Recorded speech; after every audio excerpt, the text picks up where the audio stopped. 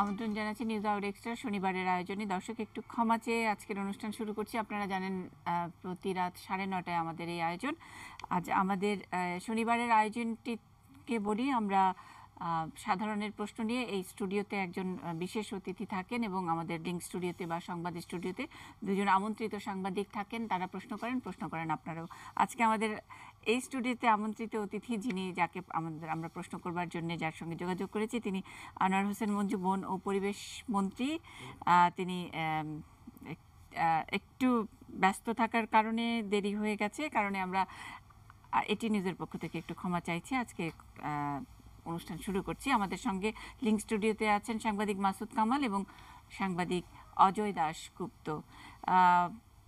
অনুষ্ঠানের শিরোনাম রেখেছে একাই 100। একাই 100 মানে যেই বিষয় নিয়ে কথা বলবো, যদি আমরা ডোনাল্ড ট্রাম্প আর পুতিনের সম্পর্ক নিয়ে যদি কথা জিজ্ঞেস করি বা ডোনাল্ড ট্রাম্পের সাম্প্রতিক যেসব কর্মকাণ্ড সেগুলো নিয়ে যদি জিজ্ঞেস করি, সেটার উত্তর আপনার কাছে আছে। যদি কথা বলতে চাই রামপাল, সুন্দরবন, এসব নিয়ে যে ডিবেট চলছে সেটা নিয়ে তো জবাব দেবার এখতিয়ার একমাত্র আপনারই বলা যায়।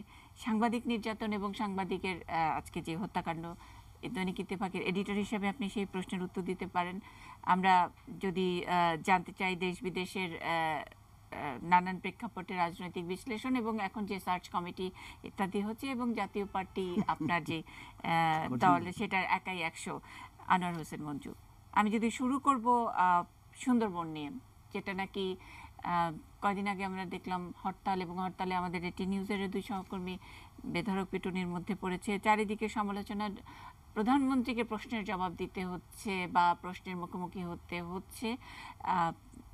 আমরা জানি যে মার্কিন সাবেক পররাষ্ট্রমন্ত্রী তিনি প্রশ্ন করেছেন, কিন্তু আপনি যার কাছে প্রশ্ন তিনি একদমই চুপচাপ, তার কাছে তার কোনো বিকার নেই। পরিবেশের কথা বিবেচনা করে এত সব ডিবেট, কিন্তু খোদ মন্ত্রীর কাছে কোনো প্রশ্ন নেই বা আপনার কোনো উত্তেজনা নাই। কারণটা কি? এটা একটা প্রশ্ন করে না।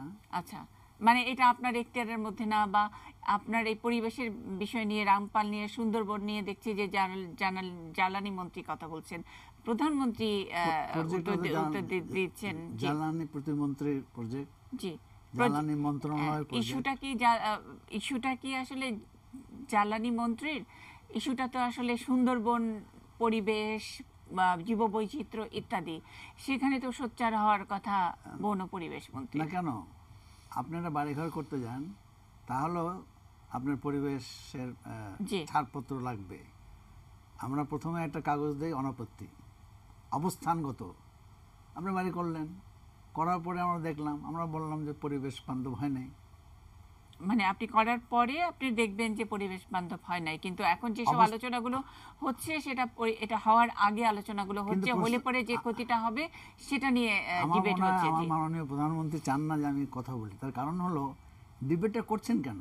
জি, মানে আপনার মাননীয় প্রধানমন্ত্রী চান না বলে আপনি চান না। আমরা আসলে মন্ত্রী হিসেবে যাকে দেখতে চাই তিনি গোটা যে বিষয়ের মন্ত্রী সেই বিষয়টার দেখভাল করে, কিন্তু দেখভাল করার জন্য রাস্তায় আমরা আন্দোলনকারীদের দেখছি, গোটা বিশ্বের পরিবেশবাদীদের একটা কনসার্ন দেখছি, কিন্তু যার আসলে দায়িত্বে, যার এখতিয়ারের মধ্যে তিনি আছেন পর্যন্ত শেষ হয় নাই। আচ্ছা, আর 2 হলো মাননীয় প্রধানমন্ত্রী জানেন যে আমি প্রথমে জিজ্ঞাসা করব যারা প্রতিবাদ করছেন যে তারা রামপাল গিয়েছিলেন নাই কেউ, যদি যেয়ে থাকেন ভালো, আমি কথা বলবো না তারা যান নাই, আমার জানার মতো যান নাই, আমি গিয়েছিলাম।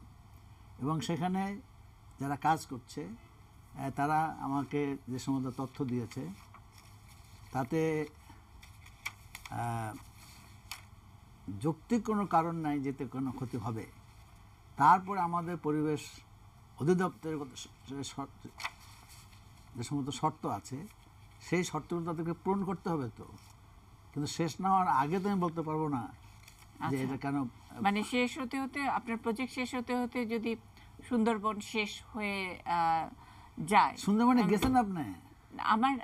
আমার যাওয়ার, বি মাই গেস্ট। আচ্ছা, মানে আমি একটু আমার সহকর্মী মাসুদ কামাল বোধহয় এটা নিয়ে প্রশ্ন করতে চাইছেন।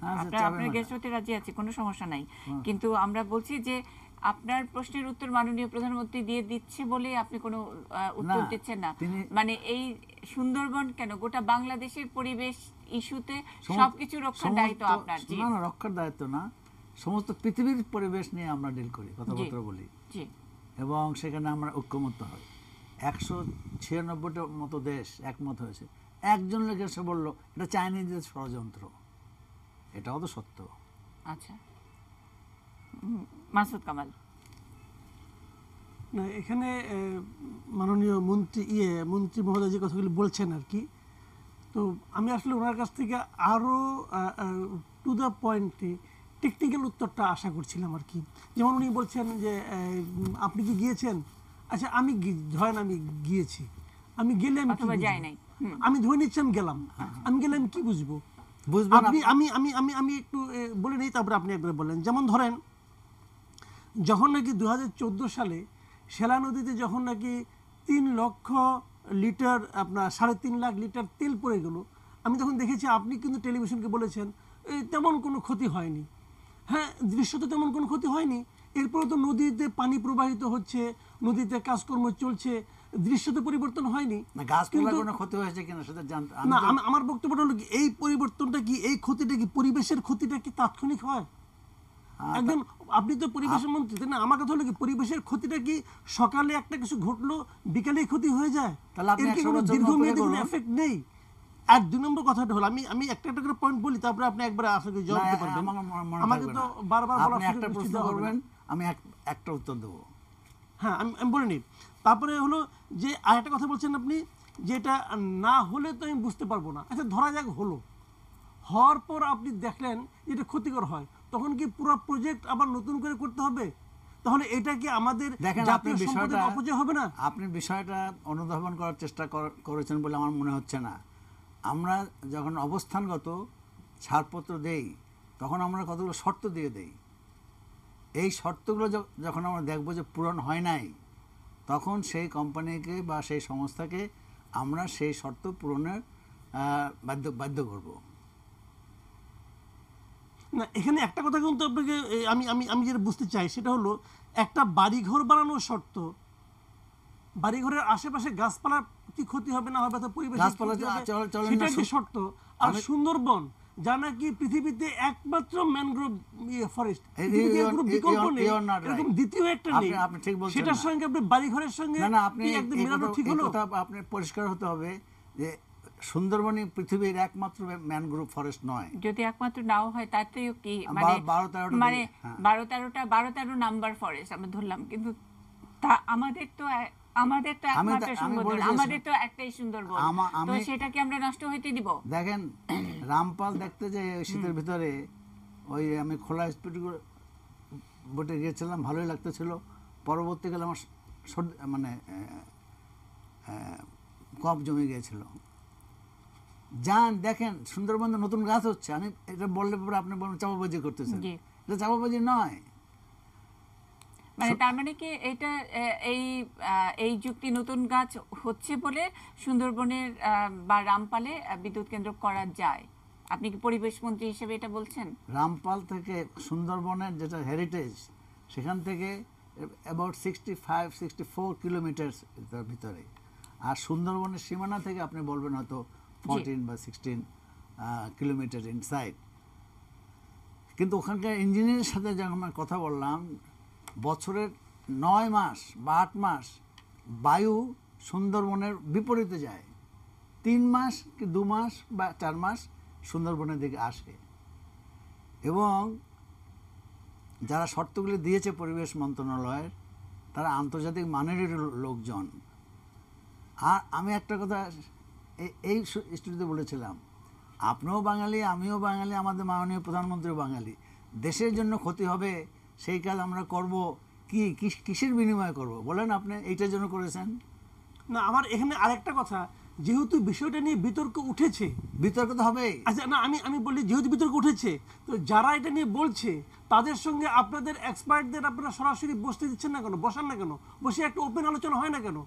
তাহলে তো জনগণ বুঝতে পারে। কে বলছে আমরা বসে না? জি, ওপেন এই আলো। এই এই স্টুডিওতে আমি বসেছি জি, তো। হ্যাঁ, আপনি স্টুডিওতে বসেছেন, দু একজন হয়তো প্রশ্নকর্তা ছিল, মাসুদ কামালের মতো দু একজন ছিলেন। যারা আসলে এটা নিয়ে আন্দোলন করছে তাদের সাথে বসছেন না কেন, বিশেষ করে পরিবেশ মন্ত্রী তো এটা নিয়ে বসার কথা।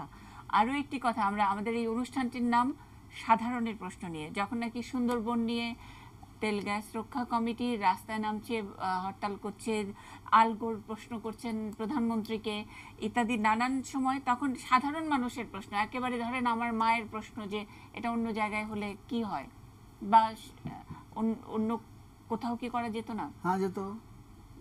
তাহলে আমরা সুন্দরবনের জায়গায় কেন? সুন্দরবনের জায়গায় তো করি নাই। আচ্ছা এটা তো বরগুনা ডিস্ট্রিক্টের ভিতরে পড়ে গেছে, আচ্ছা, তাই নয় কি? এক, দুই, একটা সরকারের প্রধান কত বিষয় নিয়ে চিন্তা করেন, কত কিছু তাকে বিবেচনায় রাখতে হয়, এটা আমি এত দীর্ঘদিন মন্ত্রিত্ব করার পরেও দাবি করব না, তার সামান্যতম আমি বুঝি। জি, মানে পরিবেশ মন্ত্রণালয়ের দায়িত্ব আপনাকে দেওয়ার পরেও সরকারের প্রধানেরই মাথায় রাখতে হয়, সবকিছু। মানে সেটা আসলে মন্ত্রীরার মাথায় রাখার কোনো সুযোগ থাকে না। পরিবেশ নষ্ট হয়, আমি তো জি, বলছি সংশ্লিষ্ট মন্ত্রীর আর কোনো করা- সুযোগ থাকে না, সব সরকারের প্রধানের মাথায় তাই রাখতে তো, হবে। উই অ্যাসিস্ট হার। জি, সংবিধানে একটু দয়া করে পড়ে দেখেন, উই অ্যাসিস্ট এন্ড অ্যাডভাইস হার। তাহলে আপনি কিভাবে অ্যাসিস্ট করেছেন এটা কি আপনি আমাদেরকে দয়া করে বলবেন, যে কেন বলবো? কিভাবে এই ইস্যুতে আমরা উনি কিভাবে কনভিন্স হলেন, আমরাও কনভিন্স হতে এই যে চাই। বললে পরে জি, দেখেন, যখন ইউনেস্কোর কাছে চিঠিটা প্রথম আসলো, তো আমি তো আনশিডিউলড উইদাউট এনি অ্যাপয়েন্টমেন্ট মাননীয় প্রধানমন্ত্রীর কাছে গেলাম। আমাকে বলা হলো আজকে তার নিচে নামার কথা নয়। জি, আমি সংশ্লিষ্ট অফিসারকে বললাম, আপনি দয়া করে এই কাগজটা এই আমার নামটা বলবেন, তারপর যদি উনি চলে যেতে বলেন আমি চলে যাব, আর যে উনি আসতে বলেন আমি বসতে বলেন বসবো। মাননীয় প্রধানমন্ত্রী আসলেন, এক পাতা দেড় পাতা তিনি লিখলেন সেই কাগজে সবুজ কালি দিয়ে। আমি যখন পরের দিন মন্ত্রণালয়ে দিলাম, একজন উচ্চ পদস্থ কর্মকর্তা আমাকে জিজ্ঞাসা করলেন, স্যার আপনি এটা পেয়েছেন কোথায়? মানে অ্যাজ ইফ আমি মাননীয় প্রধানমন্ত্রীর দেখা করতে পারি নাই, অন্য কেউ মাধ্যমে প্রধানমন্ত্রী আমার কাছে পাঠিয়েছে। I have taken serious exception to that question. তাহলে প্রশ্নটা হলো, যেখানে প্রয়োজন হবে সেখানে তিনি আমাকে ডাকবেন, যেখানে প্রয়োজন হবে সেখানে মন্ত্রী সে তার সাথে দেখা করবে। আচ্ছা, প্রয়োজন থাকতে হবে তো। জি, আমি তো রামপাল গিয়েছি। জি, এই যে তেলের কথা বললেন, এটা আল্লাহর রহমত আছে এই দেশের উপরে। এ তো রিভার ব্যাংকসে, উপরে তো ওঠে নাই, কারণ ভাটার সময় এই মানে ওই যে শ্যালা নদীতে যে তেলের তেল, হ্যাঁ। লেয়ারের কথা বলছেন সেটা। আচ্ছা, সেখানে চলেন, আমি 6-7 জন রিপোর্টারদের কাছে পাঠিয়েছিলাম, কি সুন্দরবন আগুন লেগেছে। আমি গেলাম, আমি দেখলাম সুন্দরবন থেকে বহুত দূরে ঘাসের মধ্যে যারা মাছ ধরতে যায় ওখানে, তারাই আগুনটা জ্বালায়। আমি আসার পরে নামি দামি পত্রিকার লোকজনকে, আমার মন্ত্রণালয়ের খরচ নয়, আমি তাদেরকে পাঠালাম। আমি এখনো বলি চলেন না রামপাল যাই, রামপাল না দেখে এসে এই ব্যবসা আমিও করি। মানে রামপাল গিয়ে আসলে কি দেখাতে চান, যে রামপাল থেকে কত দূরে প্রজেক্টটি সেটি, হ্যাঁ, এবং বাতাসটি উল্টা দিক থেকে হ্যাঁ, বয়, জি, সেটার জি, কারণে এগুলো- আমি আপনার সব কথায় আমি একমত যে বাতাস উল্টা দিকে বয়, হয়তো পরিবেশের জন্য যে ফ্ল্যাশ অ্যাশ বলছে যে ফ্লাই অ্যাশ সেটার কোনো ক্ষতিও হয়তো ফ্লাই অ্যাশ তো বলছে, সেটা অনেক পুরনো পদ্ধতির, কিন্তু এটা অনেক এটাকে আলট্রা সুপার ক্রিটিক্যাল প্রযুক্তি আনা হচ্ছে, সেখানে হয়তো কোনো কার্বন উড়বে না, ইত্যাদি উড়বে না, আমরা সব কিছু মেনে নিচ্ছি। গরম পানি ঠান্ডা হয়ে যাবে, গরম পানি ঠান্ডা হয়ে যাবে, ওখানে জীববৈচিত্র্য, ওখানে নদীতে কিছু হবে না। সব কিছুর পরেও যে প্রশ্নটি থাকে, যেটা নিয়ে এত to be or not to be, হয়তো হতেও পারে নাও হতে পারে, সুন্দরবন হবেই না, সুন্দরবন ক্ষতিগ্রস্ত হবেই না এমন তো কোনো নিশ্চয়তা আমরা পাই না। হবেই এমন কোনো নিশ্চয়তা নেই। আপনি হবে না এমন কোনো নিশ্চয়তা কি আমাদের সামনে হাজির করতে পারছেন কিনা? হ্যাঁ, আচ্ছা, আমরা একটু শুনতে চাই। এইটা তো আমি দেবো না, এটা সংশ্লিষ্ট মন্ত্রণালয় দেবে। আচ্ছা, এটার মন্ত্রণালয় কারা? এটা মানে বিদ্যুৎ- পরিবেশ পরিবেশ- ছাড়পত্রটা তাইলে কিভাবে হয়? পরিবেশ ছাড়পত্রটা আমরা একটাতে অবস্থানগত, জি তুমি এই জায়গায় করতে পারো। তারপরে আমরা 14, 15, 19, 20টা শর্ত দেই। আচ্ছা এই শর্ত যদি কোনো একটা পালন করা না হয় তখন ওটাকে মানে এই অবস্থান নিয়েই তো প্রশ্ন এতগুলো যে সুন্দরবন ক্ষতিগ্রস্ত হতে পারে, তার আশেপাশে এভাবে এটা দেওয়া উচিত না। তাহলে তো আসলে আপনি জানেন আমি গোরকে ভাইস প্রেসিডেন্ট গোরকে জিজ্ঞাসা করেছিলাম এবং উনি ওনার স্টাফদেরকে পরবর্তীকালে হয় স্যাক করেছেন নাহলে বকা দিয়েছেন। আমি বললাম, মিস্টার ভাইস প্রেসিডেন্ট, তুমি কল্পনা করতে পারো, তুমি চিন্তা করতে পারো পৃথিবীর তাপমাত্রা যদি 1.5 বা 2 ডিগ্রিতে নেমে আসে তবে পৃথিবীর অবস্থাটা কি হবে? সব চুলাচুলি বন্ধ, তাই নয় কি? আমাদের এই সভ্যতা পৃথিবীর সৃষ্টির থেকে মানুষ আগমন দিন থেকে অদ্যাবধি আমরা নেচারের সাথে সংগ্রাম করে টিকে আছি। এখানে দুই ধরনের ওপিনিয়ন আছে। একদল বলে we can fight the nature, আর একদল বলে no, we have to live with the nature. এই যে দুটো ভাগ, এই ভাগ দুটো জানতে হবে। তাহলে এখানে আর সবচেয়ে বড় কথা আমি যেটা এমফ্যাসিস দিতে চাচ্ছি, আমরা তিনজনই তো বাঙালি বাবা। একটা জিনিস ক্ষতি হবে, আমি না আনোয়ার হোসেন মঞ্জু কিছু টাকার বিনিময়ে পারমিশন দিয়ে দিলাম, আমার মাননীয় প্রধানমন্ত্রী তিনি দেবেন কেন? আর আপনি যে আমাকে বুঝাতে পারেন কেন আমি গ্রহণ করব না? আচ্ছা, তার মানে হলো যে এখানে বোঝাপড়ার একটা সমস্যা। It is highly technical point. নেচারের সঙ্গে সংগ্রাম করার কথা বলছেন, নেচারের সঙ্গে ন্যাচারাল সংগ্রাম, মানে এই যে যে জলোচ্ছ্বাস, এই যে সুনামি ইত্যাদি, এটা আপনি আসলে তৈরি করেন নাই, এটা আমরা কোনো না কোনো ভাবে অভিঘাত হিসেবে আমরা পেয়েছি। হয়তো বিশ্বের সবচেয়ে উন্নত দেশ তারা কার্বন এমিট করছে, সেটার একটা ফলাফল হিসেবে পাচ্ছি। কিন্তু যখন আপনি এখানে প্লাস্টিক নিয়ে আগামী গেলে আমাদের সংসদে আমাকে প্রশ্ন করা হবে, 1 লক্ষ ton plastic materials are thrown in the ocean of America. সেটা আবার মাছে খায়, সেটা আবার মানুষে খায়, হাউ ইট ইজ এফেক্টিং। কিন্তু প্রশ্নটা দাঁড়ালো, সব জিনিস আমরা চিহ্নিত করতে পারিনি এখনো। আমরা সব সময় নেচারের বিরুদ্ধে ফাইট করে এসেছি, কখনো টিকেছি, অনেক সভ্যতা নষ্ট হয়ে গেছে। না হলে মহেঞ্জোদারো অত নিচে গেল কী করে, তাহলে হরপ্পা অত নিচে গেল কী করে, আমাদের বগুড়ায় এই সভ্যতা মাটির নিচে চলে গেল কেমন করে। তারপরে এই যে আপনার মানে কোল্ড এরা, এক সভ্যতা মানে ভেসে গেছে, আর এক সভ্যতা ওখানে গড়ে উঠেছে, আর এক সভ্যতা টিকে থাকতে সক্ষম হয়েছে। এই যে পৃথিবীর সম্পূর্ণ জিনিসটাকে মাথার ভিতরে রেখে জিনিসটাকে চিন্তা করতে হবে। আর আমার কথা হলো, আন্দোলন তো আমরাও করে এসেছি, আমরা তো ভুইপন না। আবার কেন প্রধানমন্ত্রীকে আপনাদের সাথে দেখা করতে চায় না? আপনার did you seek appointment with the prime minister? না। তাহলে আমরা চাইতে আমরা যার ইস্যু তাকে জিজ্ঞেস করছি। আপনি সাধারণ মানুষের একজন প্রশ্ন, একেবারে হয়তো অনেক বেশি লেখাপড়া জানেন না, সেরকম সাধারণ একজন মায়ের প্রশ্নটাই করলাম যে অন্য জায়গায় করলে কি হতো, এত ডিবেটের কি দরকার? আমরা কি খুব আর্থিকভাবে ক্ষতিগ্রস্ত হতাম? আমাদেরকে এই বিদ্যুৎ কেন্দ্রটা তাইলে হওয়া সম্ভব না? সেটাকে একটু পরিষ্কার করে আমাদেরকে বুঝিয়ে, আমরা রেশনাল, আমরা রিজনেবল, আমরা বুঝতে চাই, আমরা বিদ্যুৎ কেন্দ্রটা নিতে চাই। আমরা জানি যে ডক্টর ইউনূস যেই ব্যবসা, আপনার সোলার প্যানেলের যে ব্যবসা, যেটা আলগোর উদ্ধৃত করে মাননীয় প্রধানমন্ত্রীকে প্রশ্ন করেছেন, সেটা দিয়ে অন্তত এমডিজির লক্ষ্যমাত্রা অর্জন করা যাবে না। এখানে বড় ধরনের বিদ্যুৎ কেন্দ্র লাগবে। আমাদের সেই 2021 সালের চ্যালেঞ্জ, 2030 সালের চ্যালেঞ্জ আমাদের করতে হবে।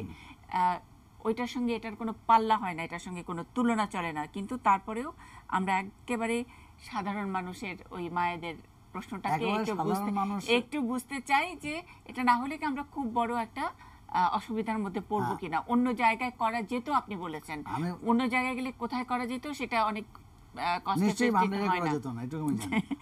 আপনি বলবেন মাননীয় পরিবেশ মন্ত্রী। আমার কথাটা হলো, একেবারে সাধারণ লোকের সাথে আপনার প্রতি সর্বপ্রকার সম্মান প্রদর্শন করে আমি বলতে চাই, আপনার যাতে একটু আমি বেশি মেলামেশা করি। জি অবশ্যই, নানা কারণে। তো রাজনীতিবিদ না, আমি কখনো নিজেকে রাজনীতিবিদ দাবি করি নাই। কেননা পোস্ট ইন্ডিপেন্ডেন্স, স্বাধীনতার উত্তর রাজনীতি ভিন্ন ধরনের হতে হবে। পরাধীন আমলের রাজনীতি আর স্বাধীনতা রাজনীতি যদি একরকম হয়ে যায়, এটা অত্যন্ত দুঃখজনক হবে। আজকে রাস্তা নামবেন কেন? আজকে পুলিশকে ঢিলে মারবে কেন? আর পুলিশও টিয়ার গ্যাস মারবে কেন? এটা স্বাধীন দেশ তো। আমরা একটা ছোট্ট বিরতিতে যাব। অনেক ধন্যবাদ।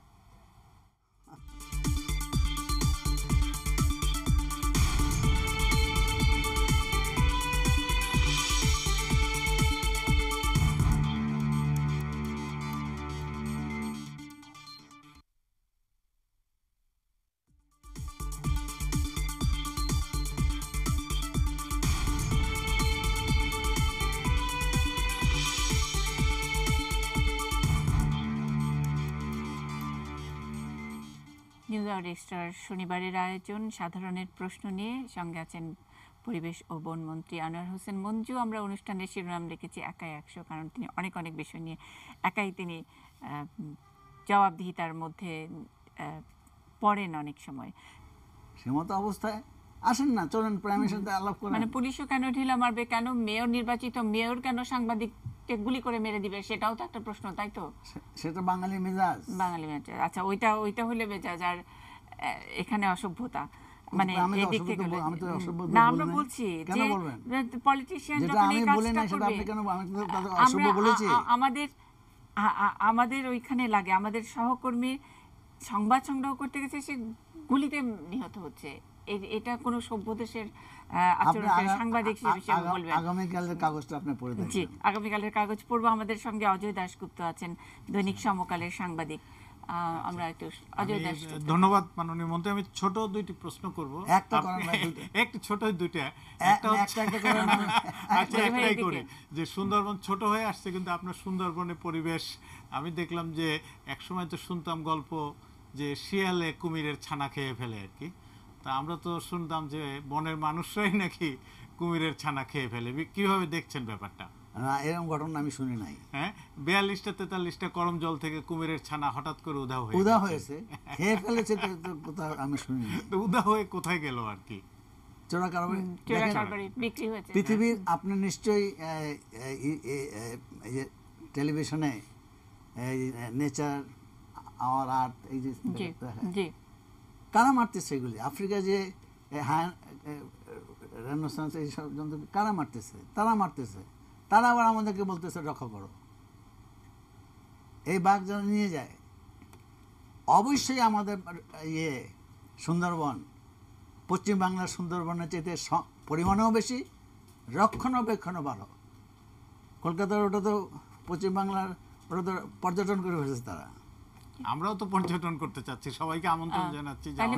আমি কখনো বলি না, বরঞ্চ আমি বলতে চাচ্ছি সীমানা আরো বাড়িয়ে দিতে হবে, যাতে ওই সুন্দরবন দেখার জন্য এত ধারে না যায়। এই মানে ভ্রমণকারীরা ছদ্মবেশে হয়তো ওই ডাকাত ওই এরা হবে।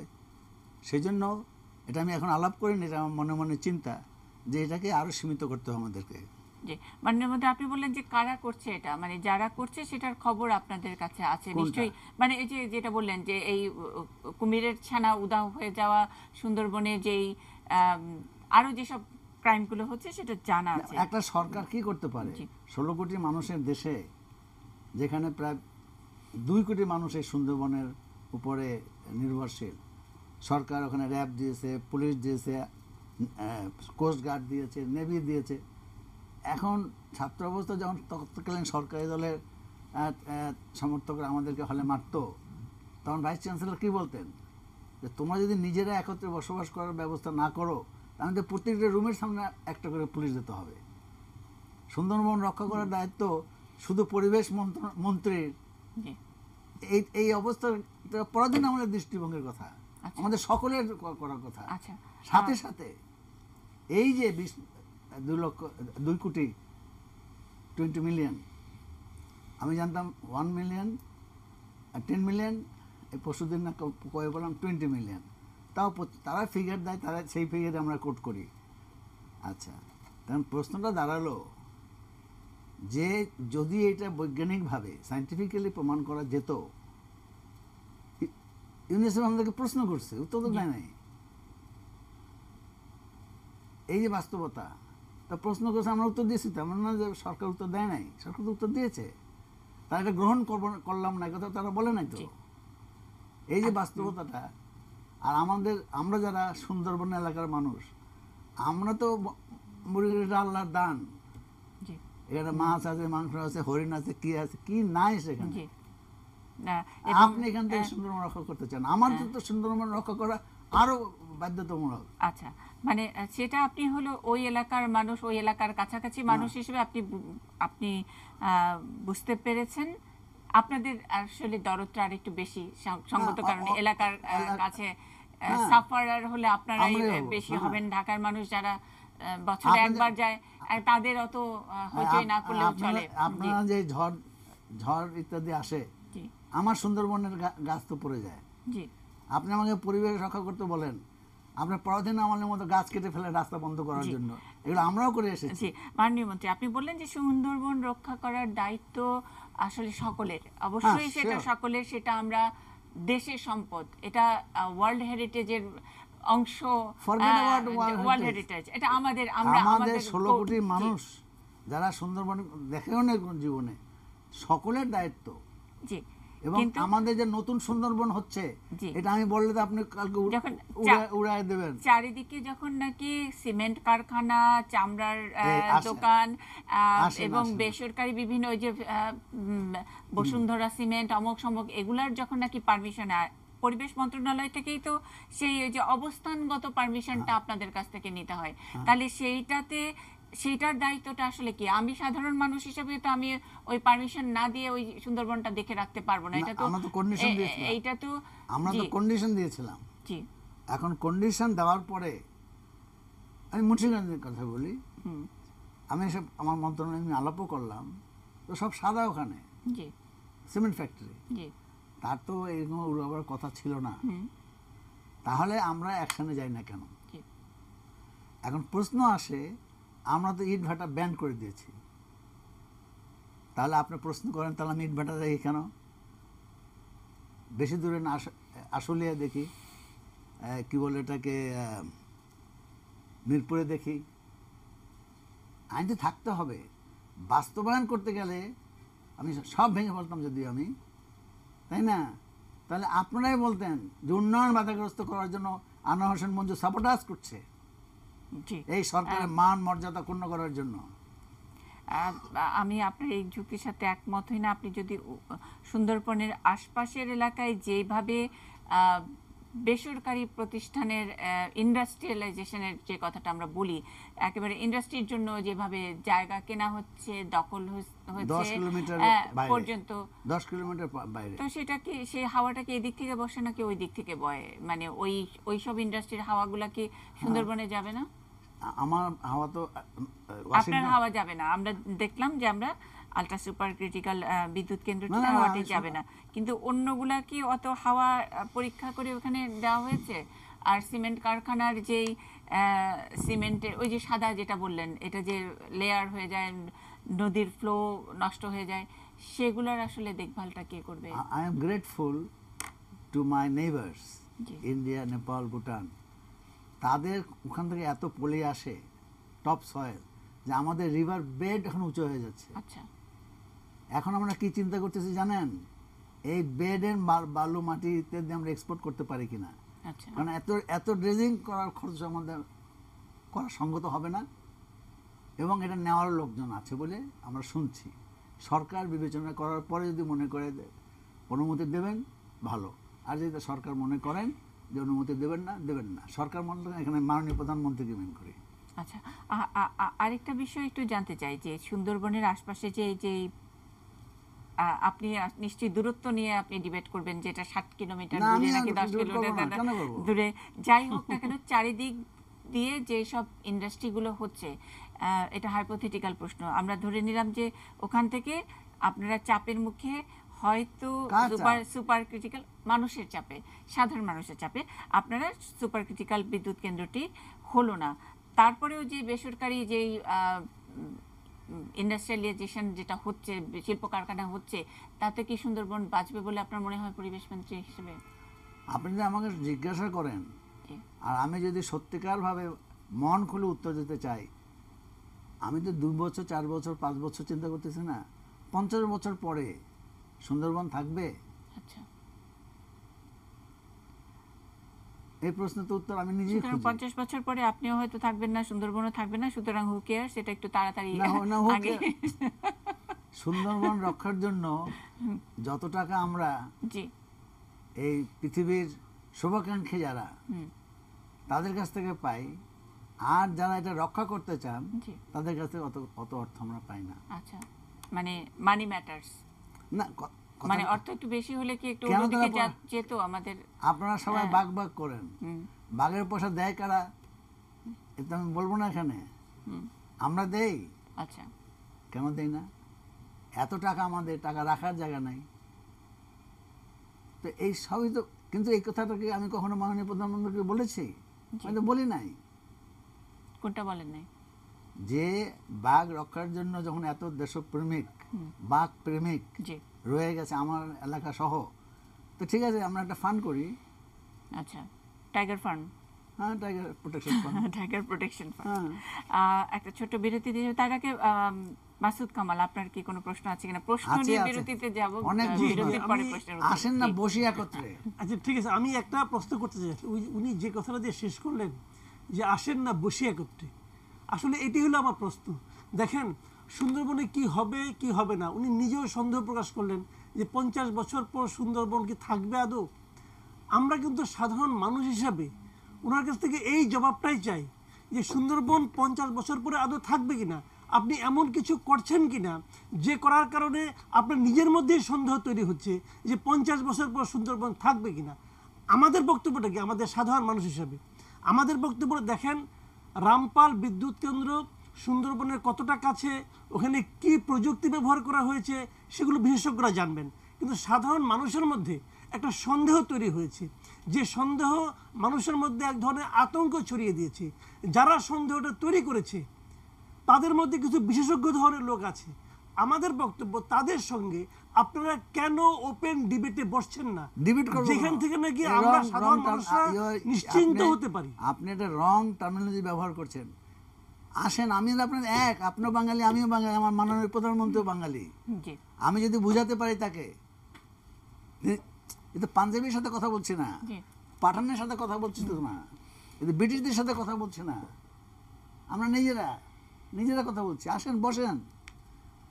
এরশাদ সাহেবের সময় ওই ঔষধ নীতি, এখন আমি তখন এটার দায়িত্ব দেওয়া হয়েছিল আমাকে, আমি বসতে চাই, তারা আসবেন না আমাকে থাকলে।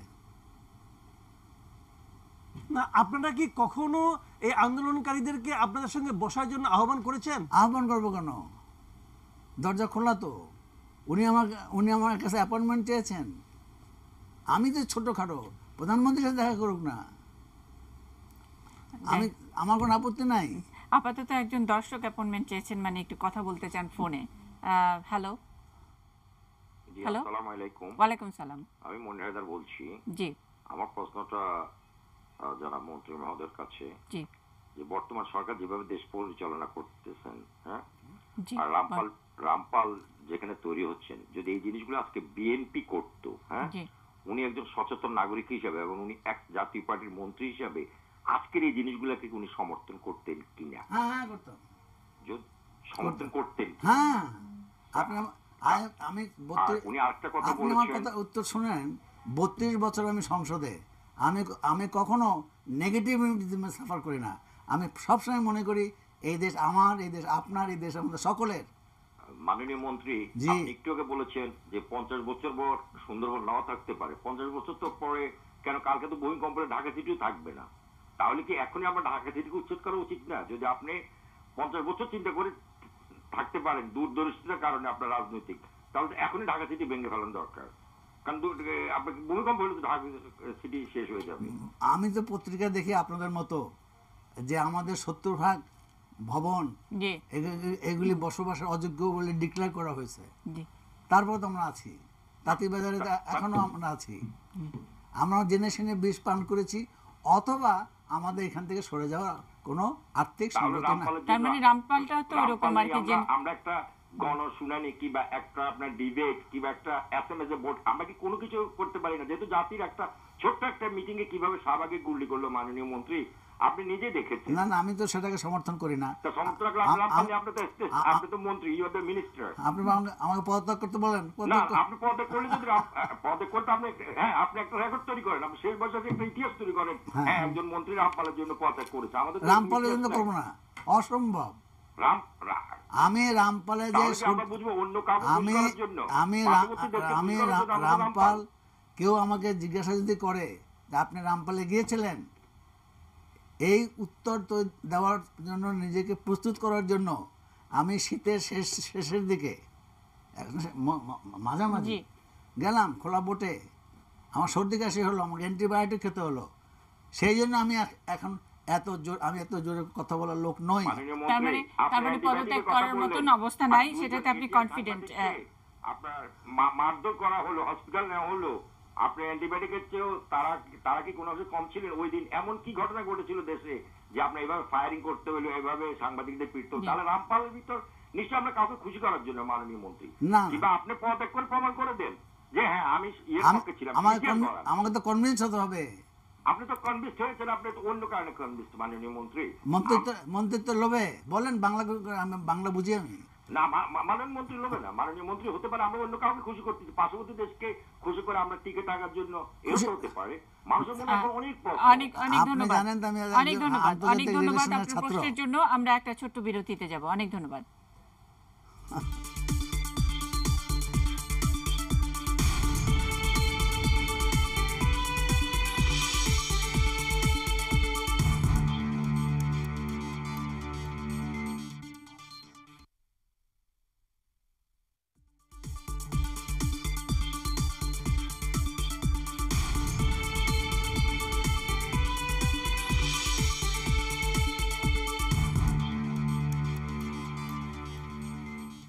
নিউজ আওয়ার এক্সট্রার শনিবারের আয়োজন সাধারণের প্রশ্ন নিয়ে, সঙ্গে আছেন পরিবেশ ও বন মন্ত্রী আনোয়ার হোসেন মঞ্জু। আমরা অনুষ্ঠানের শিরোনাম লিখেছি একাই 100, কারণ তিনি অনেক বিষয় নিয়ে একাই তিনি জবাবদিহিতার মধ্যে পড়েন অনেক সময়।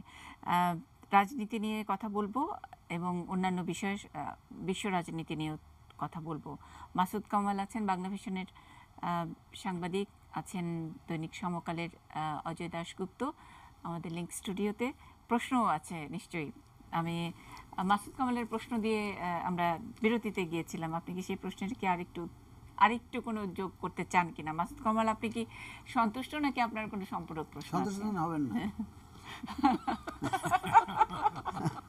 তাই না? কারণ আমরা সন্তুষ্ট হতে এখানে আসি নাই। অসন্তুষ্টি থাকলে আমরা প্রশ্ন নিতে পারি। আমরা কখনো সৃষ্টিকর্তার কাছে শুকরিয়া করি না। জি, না, আমাদের বক্তব্য কিন্তু আমরা কিন্তু আসলে বাংলাদেশ সরকারের অনেক পজিটিভ দিক আছে, অনেক ভালো কাজ তারা করছেন, সেই জন্য কিন্তু আমরা শুকরিয়া জানাচ্ছি। এবং আমরা সুন্দরবন ইস্যুতেও আপনাদের কাছে শুকরিয়া জানাতে চাই। আমার খালি একটা কথা, যে সাধারণ মানুষের মধ্যে যে সন্দেহটা জন্ম নিয়েছে, সেটা যদি দূর করতে পারেন তাহলে শুকরিয়াটা খুব সরাসরি চলে আসে, এবং সেটা দূর করার খুব সহজ উপায় আপনাদের কাছে আছে। মানে আপনি বলতে চান না করেই আমি প্রমাণ করব যে আমি করেছিলাম, আর আমি বলি করে আপনাকে আমি দেখাবো যে কোনো ক্ষতি হবে না ইনশাআল্লাহ। আমার মনে হয় আমরা অন্য প্রসঙ্গে যাই, অনেকক্ষণ হয়ে গেছে। মাননীয় মন্ত্রী বা রাজনীতিক বললেন না, নিশ্চয়ই মন্ত্রী, আমি একেবারেই আমাদের একজন, অর্থাৎ এই পেশার সাংবাদিকতা জগতের একজন হিসাবে, আপনি মন্ত্রী হিসেবে সরাসরি কীভাবে যুক্ত আমি জানি না, কিন্তু গতকালকে সমকালেরই এক সাংবাদিক বাংলাদেশে তার মানে পেশাগত দায়িত্ব পালন করতে গিয়ে একটা উপজেলা পর্যায়ের সাংবাদিক, তার মৃত্যু হয়েছে, এবং সেই মৃত্যুটা গোটা দেশকেই আমরা বলবো, বা দেশের বাইরেও আমি দেখেছি বহু দেশের গণমাধ্যমে তার যে রক্তে ভেজা পরিচয়পত্র, সেটার ছবি ছাপা হয়েছে। আপনি একজন দীর্ঘকালের সংবাদপত্রের মানুষ হিসেবে কিভাবে দেখছেন ব্যাপারটা? এখনো তিনি সংবাদপত্রের মানুষ, দেখেন তিনি? আমি এখন তো না, এরা প্রথম থেকেই প্রেস ক্লাবে যে বা এই সংবাদপত্রের লোকজনের সাথে মেলামেশা করতে আমি সবচেয়ে বেশি কমফোর্টেবল ফিল করি। কারণ আমি মনে করি এখানে আমার ভুল ত্রুটি হলেও তারা একটা ক্ষমা সন্তুষ্ট দেখবে, কারণ সবাই জানে আমি আড্ডাবাজ, সীমিত জ্ঞান নিয়ে অনেক বেশি জ্ঞানের ভাব করি। সে মতো অবস্থায় কে কে এটাকে সমর্থন করবে? এই জিনিসটা আমি আপনাদের যেমন আমি আমাকে বোঝাতে পারছেন না, আমি আপনাদেরকে বোঝাতে পারছি না। আমরা এই অত্যাচার, নির্যাতন, এই গোলাগুলি, বারুদ, এর বিরুদ্ধে আমরা সংগ্রাম করে এসেছি 23 বছর। আপনাদের হয়তো তখন জন্ম হয় নাই, আমাদের রাস্তা দিয়ে উঠে আসে নাই, বা পারিবারিক পরিচয় এখানে আসে নাই, খোদার রহমতে আপনাদের দোয়ায়। সেই জন্য আমি বলি, যদি এটা ক্ষতিকর হয়, হবে না। আর গতকাল যেটা ঘটেছে বা পরশুদিন, গতকাল, হ্যাঁ, এটাকে সমর্থন করবে এরকম উন্মাদ কেউ নাই। কিন্তু যার দায়িত্ব, যে যেখানে থাকে তার দায়িত্ব সে সেখানে দেখে। এখন প্রিএমপ্টিভ করে সে অনেক সময়, এই সময় এটা না করলে জিনিসটা আরও হবে। আর কালকে শুনবেন যে যিনি গুলি করেছেন তাকে গুলি করতে নিষেধ করা হয়েছিল। কালকে খবর কাগজে দেখবেন ইনশাআল্লাহ। সেটা আজকেও শুনেছি আমরা, কিন্তু তাই নয় কি? শুনেননি। এটা দুঃখজনক নয়? আমাদের দেশে একদল লোক, আমরা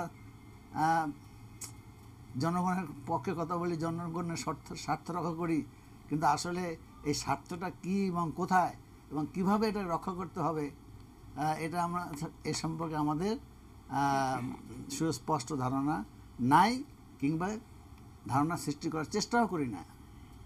আমি প্রথমে বলতে চাই, এই দেশটা আমার, আপনাদের সকলের। আমি কেন পাকিস্তানিদের মতো বিহেভ করব? কেন আমি ব্রিটিশদের মতো বিহেভ করব? আমরা স্বাধীন, আমাকে আপনাকে বোঝাতে হবে, আপনি আমাকে বোঝাতে হবে। কিন্তু আপনি রাস্তায় নামবেন কেন? আপনি আমার মন্ত্রণালয়ে চলে আসতেন, আমি আপনার হাত ধরে বিদ্যুৎ মন্ত্রণালয়ে নিয়ে যেতাম। প্রজেক্ট তো আমার না। এখন বুড়িগঙ্গার পানি নষ্ট হয়, আমি দায়ী।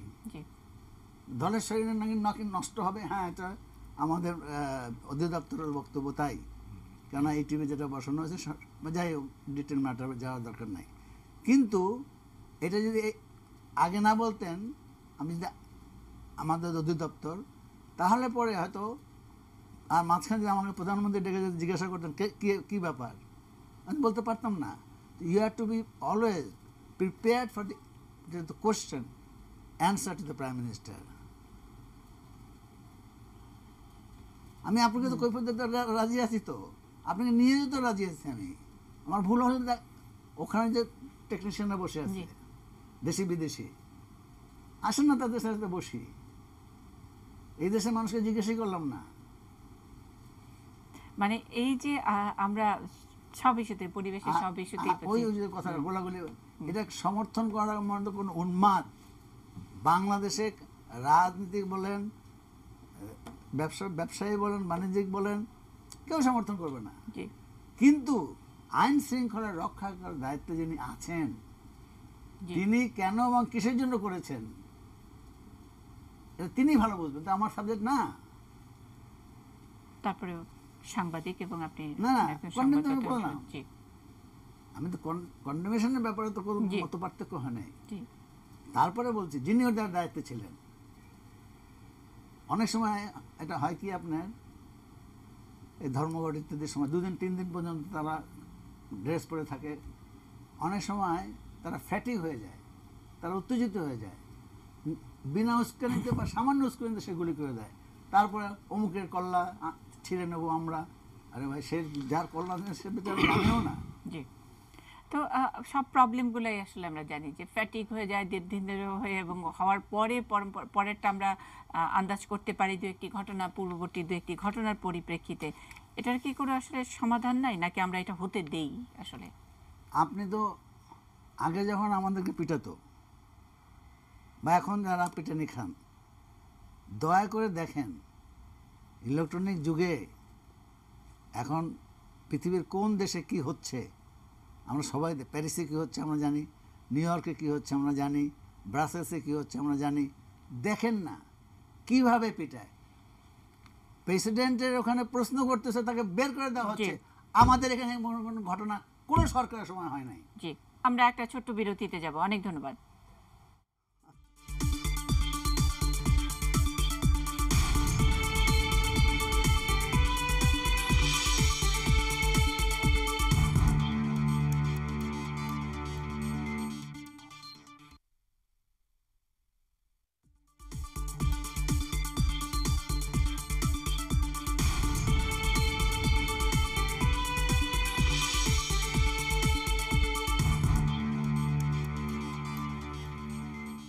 নিউজ আওয়ার এক্সট্রার শনিবারের আয়োজন সাধারণের প্রশ্ন নিয়ে, সঙ্গে আছেন পরিবেশ ও বনমন্ত্রী আনোয়ার হোসেন মঞ্জু। আমরা অনুষ্ঠানের শিরোনাম লিখেছি একাই 100, কারণ তিনি অনেক অনেক বিষয় নিয়ে একাই তিনি জবাবদিহিতার মধ্যে পড়েন অনেক সময়। আপনারা জনগণের প্রশ্নের মুখোমুখি হন এবং আমরা একটু আগে অবশ্যই খুবই খুবই ট্রান্সপারেন্ট। তারা যেভাবে প্রেসিডেন্ট প্রেস করতেছে, প্রেস কনফারেন্স থেকে সাংবাদিকের তার প্রশ্ন উত্তর সে দিচ্ছে না, তাই না? উল্টা সে বলতেছে বের হয়ে যাও এখান থেকে, চোখের ইশারা করতেছে, তাই না? আমাদের দেশের কোন সরকারের সময় এই ঘটনা ঘটে নাই। আমরা একটু অন্যান্য প্রসঙ্গ নিয়ে কথা বলি। শিরোনাম রেখেছি একাই 100। এখন রাজনীতি নিয়েও আপনার কাছ থেকে শুনতে চাইছেন আমাদের নিশ্চয়ই দর্শকরা। অনেকে ফোনে আছেন, অনেক ফোন আমরা নিতে পারছি না। অজয় দাশগুপ্ত, আমরা কি একটু যে সার্চ কমিটি এবং নির্বাচন কমিশন গঠনে যে সেটা নিয়ে আপনি তো সাংবাদিক, তার একটা আমি বললাম, মাননীয় মন্ত্রী তার অবস্থান ব্যাখ্যা করেছেন ঠিকই যে স্বরাষ্ট্র মন্ত্রণালয় দেখবে, কিন্তু আমাদের মনে হয় যে সামগ্রিকভাবেই এটা দেখা। কিন্তু সার্চ কমিটি এটা মানে কৃতজ্ঞতা বা বলবো ধন্যবাদ পাবে সরকার, মানুষের কৃতজ্ঞতা ভাজানো যে গোটা দেশ সার্চ কমিটির মুখোমুখি করে ফেলতে পেরেছেন আপনারা, খুব সযত্নে বলবো। তো এখানেই কি শেষ একটি নির্বাচন কমিশন? আপনি রাজনীতিক না বললেন, কিন্তু রাজনীতির সঙ্গেই জড়িত। এখানেই কি সার্চ কমিটি একটি রাজনীতির সুবিধা ভোগ করি এটা বললে মনে আরো কারেক্ট হতো, তাই না? রাজনীতির সুবিধা তো আমরা সবাই ভোগ করি, আমরা এই দেশের রাজনীতিকে দেশ স্বাধীনতায় নেতৃত্ব দিয়েছে না। আমরা বলতে সার্চ কমিটি কিন্তু খুব দ্রুতই তো মনে হচ্ছে যে 1-1.5 বছরের মধ্যে নির্বাচনী একটা পর্যায়ে আমাদের যেতে হবে আর কি, নাকি আগেই হবে জানি না, আপনাদের এরকম কোনো মিশন আছে কি না, কিন্তু কোথায় যাবে আর কি। অস্থিরতা কিন্তু দেখছি ক্ষমতাসীনদের মধ্যেও, দেখছি সব জায়গায় নির্বাচনকে সামনে। ক্ষমতাসীনদের যাই হোক, কথাটা হলো আমি তো আমার চিন্তা ভাবনা বলে এখানে সার্চিং এর কোনো দরকারই নাই, আমরা সকলে সকলকে চিনি। আবার আমি বলি বসেন, এত সময় নষ্ট করতেছেন কেন? Time is money. সে মতো অবস্থায় আমরা এখন যাদের মধ্যে আলোচনা হলে ফলপ্রসূ হবে, এখন তাদের সমস্যা তো আমি বলতে পারবো না। আমি এখানে আমার দৃষ্টিভঙ্গি কথা বলতে পারি। আমি যে সরকারে আছি সেই সরকার প্রধানের কথা আমি কিছুই জানি না, তারপর অনুমান করতে পারি। একটা সুষ্ঠু নির্বাচন দেওয়ার চেষ্টা না করলে, জেলা পরিষদের নির্বাচন হলো, ইউনিয়ন পরিষদের নির্বাচন হলো, আমারও তো প্রার্থী ছিল। তো সেই জন্য বলি আগের চেয়ে তো অনেক উন্নত হয়েছে। আগে তো শুনেছিলাম 11টার মধ্যে দিয়ে দিছে রেজাল্ট, কই জেলা পরিষদে তো শুনি নাই, যেখানে মাত্র 7,000 ভোটার ছিল। ইউনিয়ন পরিষদে মেজরিটি কেসে কই আমি শুনি নাই যে 11টার মধ্যে ভোট হয়ে গেছে। আমরা এমন একটা জিনিস করতে চাচ্ছি, আপনার বিশ্বাস করি আপনার দেশপ্রেমিক, অবশ্যই দেশপ্রেমিক। প্রশ্নটা হলো আমরা এই যে ধর্মনিরপেক্ষতা বলি, গণতন্ত্র কার গণতন্ত্র? যে গণতন্ত্র আমার গণতন্ত্র নয়। এটা অনেক কঠিন বিষয়ে চলে গেলাম। আমরা কমিউনিজমের বিরুদ্ধে করতাম কেন? তারা সোশিয়ালিজম এক্সপোর্ট করতে চায়, কিন্তু যারা গণতন্ত্র এক্সপোর্ট করতে চায় তাদেরকে আমরা তো সমালোচনা করি না। গণতন্ত্র এক্সপোর্টকারীরা তো এখন গণতন্ত্রের একটা হুমকির মধ্যে আছে, তাই নয় কি? মানে আমার সাথে আমার অফিসে আইসেন 3টা থেকে 9টা পর্যন্ত আলাপ করবো, এইখানে কি মুন্নি সাহা জিজ্ঞাসা করে আমি কোনোটা জন্য জানি কোনোটা না জানি, তার চেষ্টা করি উত্তর দেওয়ার। আমার চেয়ে আড্ডাবাজ এই সময়। গণতন্ত্র এক্সপোর্টারদের দেশে কি হচ্ছে, আন্তর্জাতিক রাজনীতিটা যদি একটু টাচ করেন। আজকে শুনেন, জি, প্রেসিডেন্ট ট্রাম্প যে কথা একজন জাজ সম্পর্কে বলেছে, আমাদের দেশের স্বৈরাচারী সরকারও কোনোদিন কোনো কোর্টের জাজ সম্পর্কে এই ধরনের মন্তব্য করে নাই। সকল জাজ বলেন কি আপনি? জি, আপনি অ্যাপিল করার অধিকার রয়েছে, যান হায়ার কোর্টে, মানা করে তো নাই, কিন্তু তাকে আপনি সকল জাজ বললেন কেন? তাহলে এই যে আমরা বিভিন্ন সময় যেই সব জায়গা থেকে গণতন্ত্রের রেসিপি আসে, গণতন্ত্র এক্সপোর্ট করা হয় আমাদের মতো এইসব দেশগুলোতে, তারা যখন নাকি এই রকমের উদাহরণগুলো দেখছে, এরকম নমুনা আমরা যেটা আমাদের সামনে গোটা বিশ্ব রাজনীতি যেটা হাজির করছে, সেখানে কি আমরা কি আমাদের গণতন্ত্র কি একটু ভীত হচ্ছে, নাকি আরো বেশি শক্তিশালী হচ্ছে, নাকি আমরা গর্বের সাথে আমরাও এখান থেকে একটা অন্য গণতন্ত্র এক্সপোর্ট করতে পারবো? গণতন্ত্র বলতে তো মানে আমি যেটা বুঝি, আপনারা যেটা বুঝেন, আমাদের দেশের সকলে যেটা বোঝে, সেটা আমার অধিকারটা আছে কিনা, সরকার কীভাবে গঠিত হবে, কে কাকে নেবে, কে কাকে নেবে না, এর আমার দরকার নাই। কিন্তু যিনি যাবেন আমার পক্ষে, আমার এলাকার প্রতিনিধিত্ব করতে, তাকে আমার দ্বারা আমার ভোটে যেতে হবে। আর কি আমার কতটা অধিকার থাকতে হবে, আমার বাক স্বাধীনতা থাকতে হবে, আমার লেখার স্বাধীনতা থাকতে হবে, আমার চিন্তার স্বাধীনতা থাকতে হবে। এটা অপব্যবহার হবে এগুলো বলে আমার সাম্প্রদায়িকতা সৃষ্টি করা যেতে পারে। আপনারা জানেন এখানে মত প্রকাশ করতে যে বেশ কিছু আহত নিহত হয়েছে, তাই নয় কি? তো সেই জন্য আমি বলি যে পৃথিবীতে এখন যারা ক্ষমতা আসছেন, রাষ্ট্রপ্রধান হচ্ছেন, সরকার প্রধান হচ্ছেন, they in third world country, take the case of Bangladesh, the product of movement. সে বঙ্গবন্ধু কন্যা বলে যারা হাত টেবিল চাপড়ায়, তারা জানে না তিনি রাস্তায় ছিলেন, তিনি জানেন না তিনি আন্দোলন করেছেন। আমরা যারা 60s আন্দোলন করেছি, we are proud of it, we have given you a country. আমরা আপনাকে একটা দেশ দিয়েছি, আর আপনারা পরিচালনা করেন। আমাদের তো বিধায় আমার বিদ্যুৎ মন্ত্রী আর মঞ্জুর কতদিন থাকবে, আপনি রিটায়ার কেন? বাবা আমরা তো এমনিই চলে যাচ্ছি, আমার ধাক্কাচ্ছ কেন? তাই নয় কি? যাই হোক, আপাতত হয়তো এই অনুষ্ঠান থেকে চলে যাওয়ার সময় হয়েছে। অনেক অনেক ধন্যবাদ। শেষ মন্তব্য কি আপনারা এক লাইন, কোনো প্রশ্ন করা যাবে না? মন্তব্য একটু করতে পারি যে মাননীয় মন্ত্রী বারবার একটা কথা বলছিলেন আর কি, যে উনি খুব আড্ডাবাজ টাইপের লোক। উনি যে আসলেই আড্ডাবাজ টাইপের লোক, এটা কিন্তু আজকে অনুষ্ঠানে আমরা পেয়েছি। দেখেন জটিল জটিল প্রশ্ন ওনাকে করা হয়, উনি চটচট করে কিন্তু একটা থেকে আরেক প্রসঙ্গে যান, আরেক প্রসঙ্গে থেকে আরেক প্রসঙ্গে যান, এত দ্রুত যান যে প্রশ্ন করতে চায় সেও কিন্তু খেয়ে কনফিউজ হয়ে যায়। আমরা আমি একটা কথা বলবো যে এত কষ্ট করলাম যে কনভিন্স করার জন্য, তারপর জি অজয় দাশগুপ্ত, আমারও তো প্রার্থী ছিল, একটি মন্তব্য করেছেন। আমি জানি না এটার মধ্য দিয়ে কোনো যন্ত্রণা বা অব্যক্ত কথার প্রকাশ ঘটেছে কিনা। কোন প্রশ্ন? আপনি একটা মন্তব্য করেছেন যে জেলা পরিষদে বা ইউনিয়ন পরিষদে আমারও তো প্রার্থী ছিল, এর মধ্য দিয়ে কোনো যন্ত্রণা বা অব্যক্ত বেদনা কিছু প্রকাশ পেয়েছে কিনা? আমার প্রার্থীকে বের করে নিয়ে এসেছি, বিনা কষ্টে কিছু অর্জন করা সম্ভব নয়। আচ্ছা, সেটাও বের করে আনতে পেরেছেন। উনি অনেক অকপট যেটা বলছিলেন মাসুদ কামাল, যে আড্ডাবাজ, এবং আমরা আনোয়ার হোসেন মঞ্জুর সঙ্গে প্রায় সময় আমরা এই অনুষ্ঠানে পাই, এবং নিজ দায়িত্বে যারা রাজনীতি বোঝেন, রাজনীতি বুঝতে চান, অথচ রাজনীতি করেন না, তারা যারা টেলিভিশন সেটের সামনে বসে থাকেন, তারা ভিন্নভাবে অনেকবার স্মৃতি রোমন্থন করে ওনার বক্তব্য থেকে কিছু বুঝবার চেষ্টা করেন। এটাই একটা ইন্টারেস্টিং পার্ট। আমরা যে স্বাধীন আর আমরা স্বাধীন ছিলাম না, এই দুটোর মধ্যে একটা দুই দৃষ্টিভঙ্গি।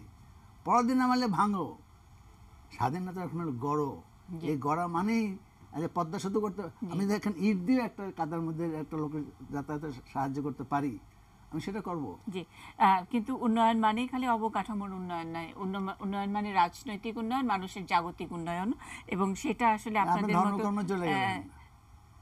অবকাঠামো পূর্ব শর্ত, অবকাঠামো পূর্ব শর্ত, তার সঙ্গে তো অবশ্যই আসবে স্টেপ বাই স্টেপ। জি, স্টেপ বাই স্টেপ আমরা সেই অবকাঠামোর পথ ধরে আমরা একটা সুন্দর গণতন্ত্রের দেশের থাকতে চাই। অনেক অনেক ধন্যবাদ। বাংলাদেশে 50 বছর পর যে এখন পশ্চিমা গণতন্ত্র চাচ্ছেন, কেন আপনি বলেন না যে আমার দেশীয় গণতন্ত্র আমি চাই? এই আড্ডাটা হবে অনুষ্ঠানের শেষে। Okay. আমরা দর্শকের কাছ থেকে বিদায় নিয়ে নিচ্ছি। অনেক অনেক ধন্যবাদ। যারা ছিলেন সকলের প্রতি কৃতজ্ঞতা আবারও।